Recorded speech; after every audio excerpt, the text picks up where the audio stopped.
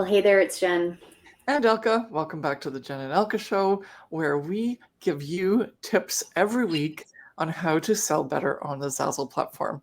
And if you don't know what Zazzle is, but you want to learn, we've got a lot of really great guides below in the description to get you started, because it's a really great way to create an online business using e-commerce and print on demand, which you might not have decided was a thing for you, but people are converted real fast once they realize all the advantages. But then once you've decided, yes, you want to be on the Zazzle platform, own your own store on there, start selling products, then maybe it starts to become a little bit more difficult, because now you don't know specifically some of the insider tips as to what to do to make those sales. And that's why we do these tips of the week. And also, if you're interested, I'm going to just talk about it right now. Our Design Diva membership is where you need to start with us, because we are the Zazzle experts. We have helped people sell over $165 million on the platform. And honestly, actually, that number's way out of date, because we haven't done any sort of check-in in the last little bit. But even that number alone is like, ooh, that's cool. And so today, again, we want to help you sell more. And because of that, here is our tip of the week, which is to figure out how to do the photo template fields that is now a different way of doing it compared to what you might have been used to, because of the way the Zazzle's changed how the customer interfaces with the products once they're ready to customize it before they purchase. So let's head on over to Zazzle, and we have an example for you. And I just want to say, before we get deep into the tutorial, please don't copy. It is against the law. This is just here for inspirational purposes, and we don't want you to think that we're showcasing this because we want you to then copy this product. This is actually just to understand the customize tool. So be respectful, because you will be taken off Zazzle and potentially put into a lawsuit. So make sure the designs are uniquely yours. Okay.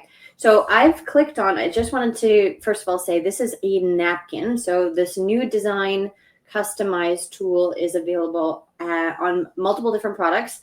Firstly, invitations, and now, of course, napkins, because we just saw that as an example. There are other products that still have the old personalized tool that does the pop-up menu where you can see the templates and then the different photos. This one here takes you onto a pop-up, which is an individual web page where you get to go through these different steps to customize the product to your liking and then review it at the final stage. So we'll walk through that in here. But the reason why we're doing this tutorial is because we recently did a video on the text templates in this new pop-up menu, and also the fact that the photos now have changed, because previously you could like see the photo templates, yeah, the photo templates have changed.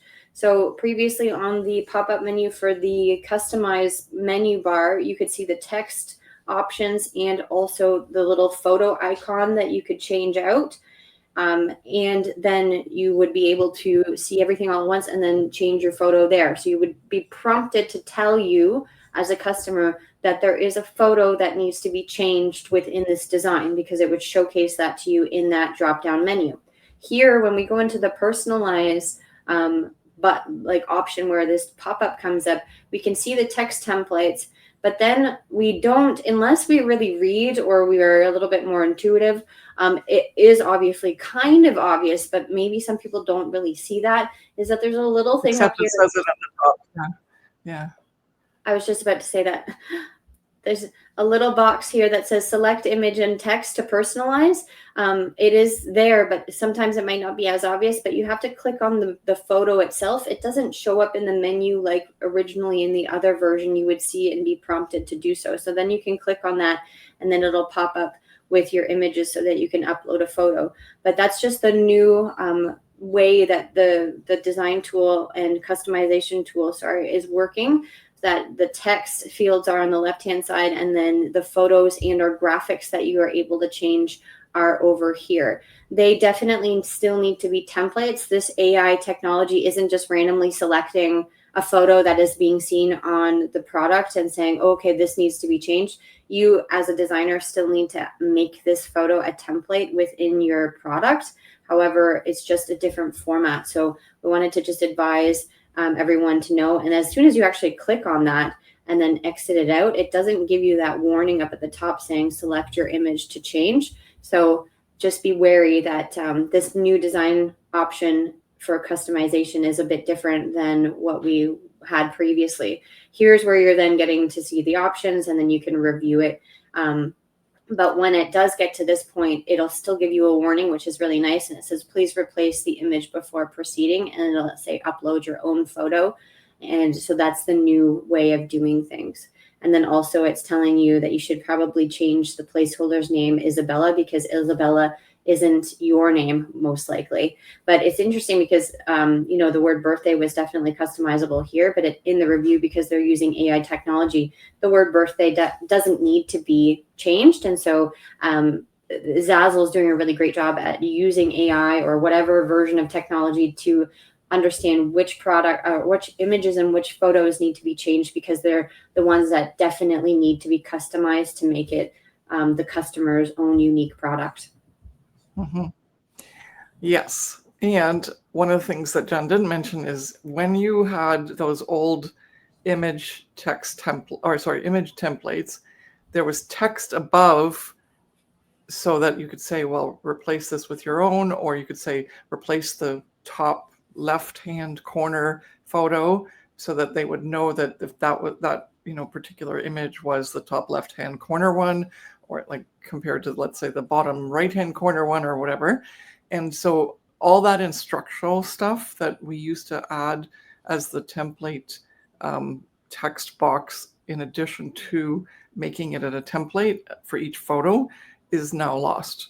So if you had huge instructions to go with the help, like to get the customer to be helped with which images they replace, then that you will have to account for that now in a different way, because right now that won't be given to the customer as instructions anymore.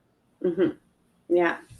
And if you want to learn more about designing like this and understanding, we won't go into the customize and design tool like what we did here, where it's for the customer's version of it. But if you want to learn tips on how to design your product properly, so when the customer gets to that point in their journey of buying your Zazzle product, and that you have it smooth for them in terms of the checkout process and the customization process, then you can come into the Design Divas, because we have tips and tricks on how to design your products properly to make it as easy as possible for the customer to buy it. Plus, you'll learn design skill sets to make designs intentional, and you'll just have a lot of fun designing with us and like-minded group of people. We meet twice a month, and you get critiques and feedback on your own designs. And if you'd like to join that and check out some more information about that, the link is in the description below. We would love to have you as a design diva and be part of that movement. It's the only Zazzle design community there is out there on the online space, and we would love to have you in there with us and enjoy that experience. So click the link in the description and we'll see you there. Bye.